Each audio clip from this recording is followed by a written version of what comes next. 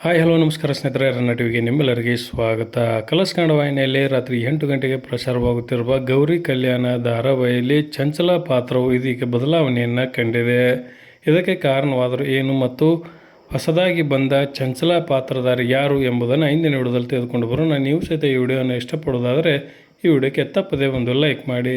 ಸದ್ಯ ಕಲರ್ಸ್ ಕನ್ನಡ ವಾಹಿನಿಯಲ್ಲಿ ರಾತ್ರಿ 8 ಗಂಟೆಗೆ ಪ್ರಸಾರವಾಗುತ್ತಿರುವ ಗೌರಿ ಕಲ್ಯಾಣ ಧಾರಾವಾಹಿಯು ಒಳ್ಳೆಯ ಜನಮೆಚ್ಚುಗೆಯನ್ನು ಮತ್ತು ಒಳ್ಳೆಯ TRPಯನ್ನು ಸಹಿತ ಪಡೆದುಕೊಳ್ಳುತ್ತಾ ಹೊರಟಿದೆ. ಇನ್ನು ಈ ಧಾರಾವಾಹಿಯಲ್ಲಿ ಚಂಚಲ ಪಾತ್ರವನ್ನು ನಿರ್ವಹಿಸಿಕೊಂಡು ಹೋಗುತ್ತಿದ್ದ ಜ್ಯೋತಿಯವರು ಕಾರಣಾಂತರಗಳಿಂದ ಧಾರಾವಾಹಿಯಿಂದ ಹೊರಬಂದಿದ್ದು, ಅವರ ಜಾಗಕ್ಕೆ ಇದೀಗ ಅನುಷ್ಕಾ ಕಿನೆ ಅವರು ಚಂಚಲ ಪಾತ್ರವನ್ನು ನಿರ್ವಹಿಸಿಕೊಂಡು ಹೋಗಲಿದ್ದಾರೆ.